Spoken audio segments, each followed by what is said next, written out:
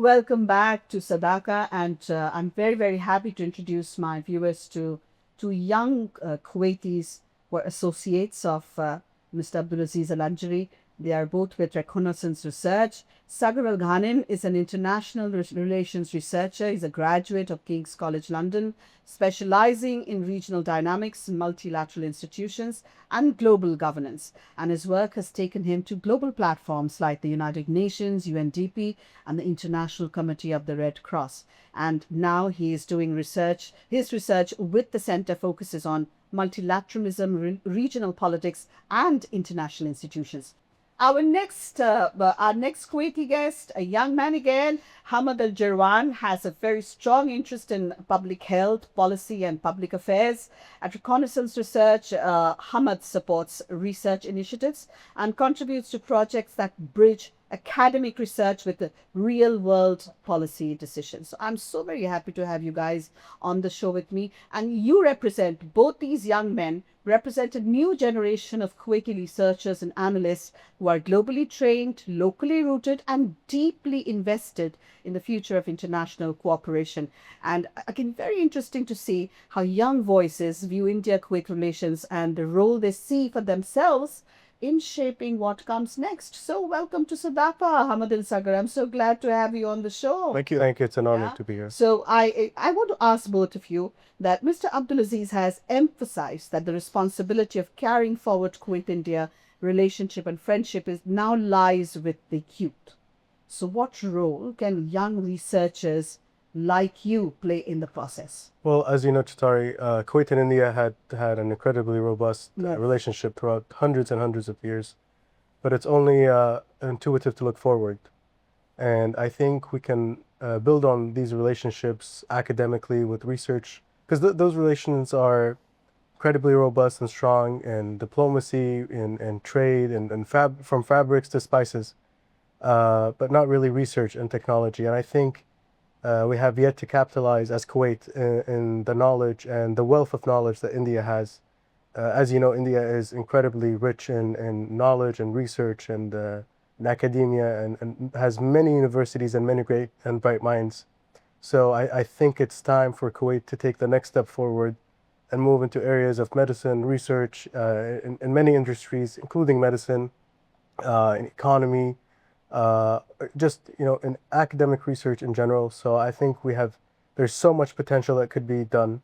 And very well said, Hamad. What about you, Sagar? What do you think?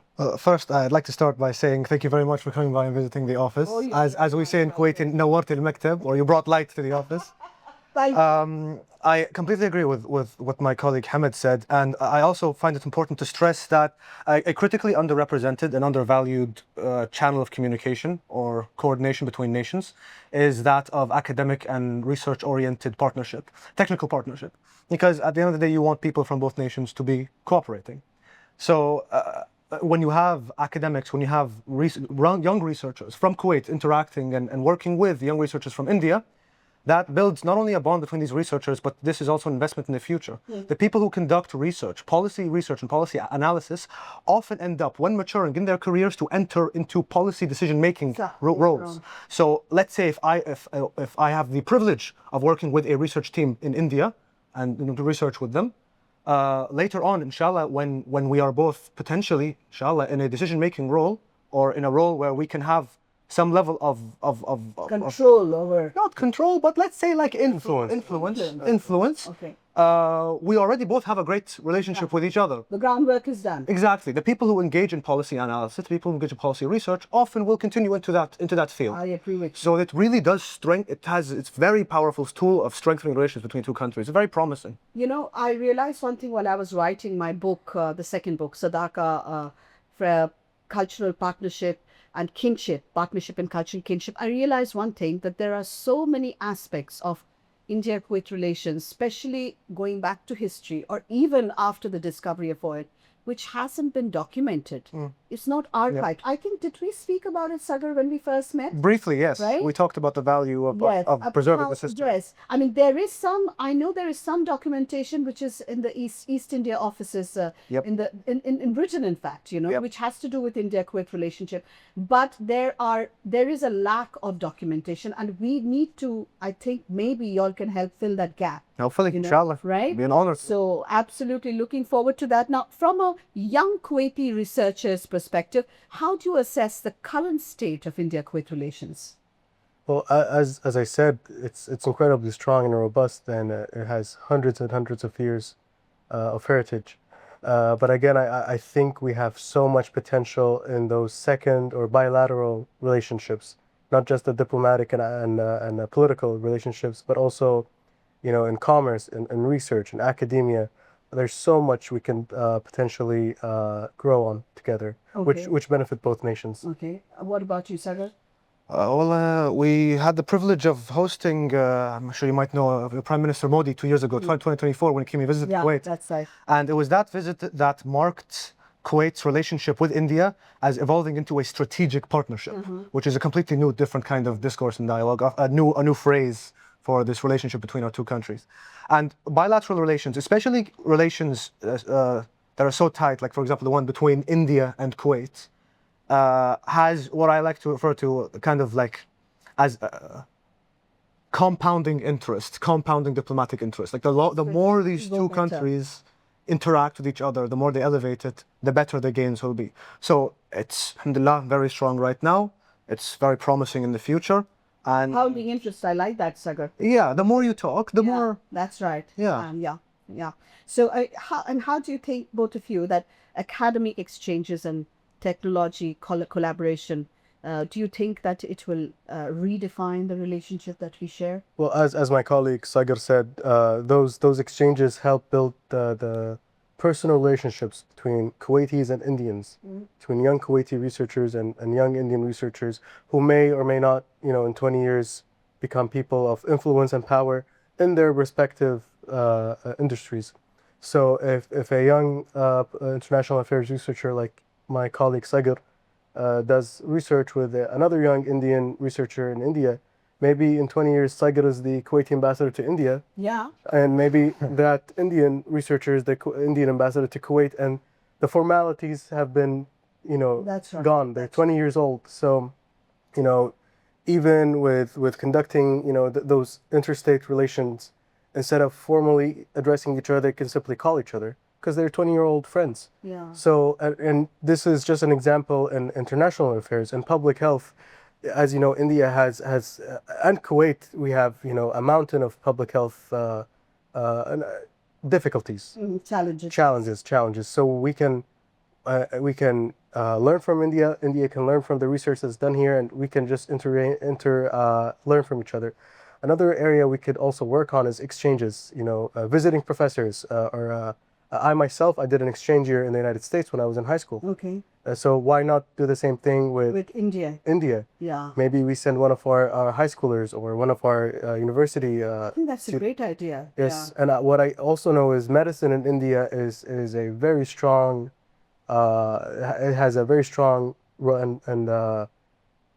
It is very strong. It's very strong. And Hamad, I'm sorry to interrupt you here, but in the past, in the 1960s and 70s, many very prominent Kuwaiti physicians and doctors actually got their medical degrees, MBBSs, from India. Well, why did we stop? I don't know why.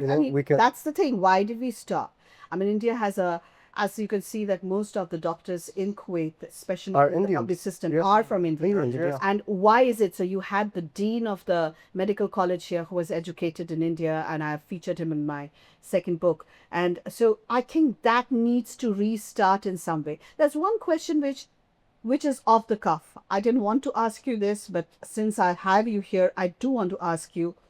There is a stereotype, despite the kind of work that professionals are doing here in India. There are chartered accountants, there are doctors, there are people like me, then there's so many people in different fields. But why is it that I feel, and tell me if I'm wrong, maybe I'm wrong, that the Gens, what do you call them? The Gen Z or the millennials? We were discussing the other day. After 2000, people born Gen Z. 2000, Gen Gen Z. Z.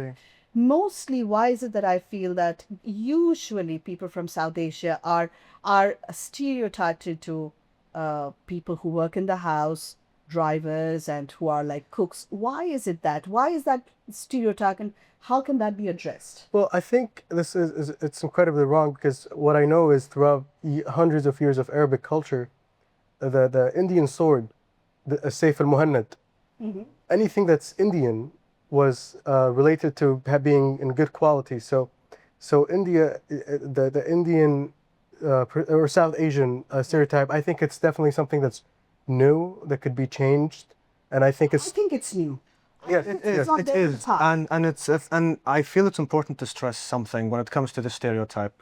When it comes to this kind of perception, the role, the often underappreciated role of domestic workers and domestic workers in Kuwait. So these people who are grown in Gen Z generation, a Yes. lot of them, an overwhelming majority, I think I would go so far as to say all of them, Yeah. have grown up with a domestic worker or a maid in the household. Yeah. And oftentimes these people end up becoming a part of the family. They do. That is how close They we do. are to each other, even to that extent. Lot of them. So automatically, when someone looks, when someone Kuwaiti of this generation looks to another Indian, they immediately remember the person they know, the member of their family, of their household, who does that profession. So- And that's the first image in their mind, is the familial one. It's Okay. the first one they have. So no matter where you are, what your upbringing is, you have that quote unquote household member who is originally see. from Southern So, Asia. so the stereotype can be seen from a different perspective. Yeah. That's what you're saying. Okay. Yeah. So now, before we go to Namaste India, which is a very it's a fun section which is sponsored by Mughal Mahal.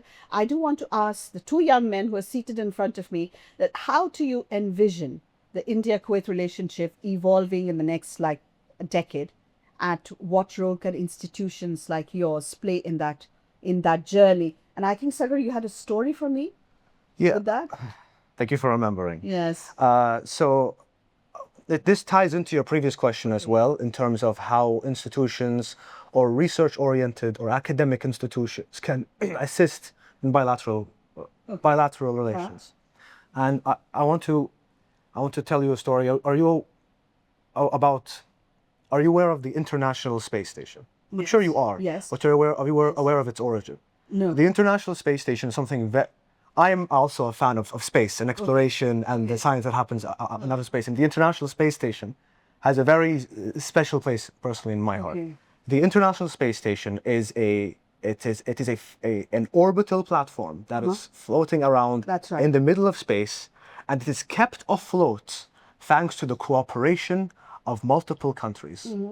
The capsules that make it up, that form it, are from so many different nations, Okay. like building blocks, building towards this one station, and all these the astronauts who go up there, they're shared. The only reason why that can stay up is because they work together. Okay. Now, during the Cold War, Yeah. the highest form, the most grueling and worst relations between the United States and the Soviet Union, which became Russia, Yeah. oftentimes the last diplomatic channel available to these two were the researchers working on keeping that space station afloat. Okay. I see. The last, at the worst cases, see. That's because they had to speak. If they don't, then their people up in Yeah. space, they would It would perish. be- yes, that's right. So if a diplomatic channel can be maintained via academia and research between two countries who are ready to launch nuclear weapons against each other, how can that then strengthen the relationship between two countries which already have such a strong relationship with each other? That is right. I think that's very well answered, Sagar. And Hamad, do you want to say something about India Kuwait in the next 10 years? So I think my colleague Sagar did an excellent job answering your question. But what I wanted to add on Sagar's answer is here at Reconnaissance, we have an India Affairs Unit Okay. that works regularly with Indian researchers and with the Indian Embassy here in Kuwait to continue building on the India-Kuwait relationship. Okay, that's wonderful. So there's an Indian Affairs unit, and I'm sure Mr. Abdulaziz has other countries also on which he is working. He started with the USA, and now he's expanded his vision. And now we come to the end of the show, and it's a fun time. We call it this 5 minutes we de-stress after all the serious talk that we have tried to do, and it's called Namaste India, and this is sponsored by our dear friends Mughal Mahal. Now, who hasn't heard of Mughal Mahal? I don't think anyone has not heard of it. Has not heard of them. So Hamad and Sagar have heard of them. They've had the food, which is I think a wonderful way. Food is a wonderful way of bringing two countries together. And Mughal Mahal has been doing this. It's an example of Indo-Kuwait collaboration for how many years? I think more than 2 decades now. And they are all over the country.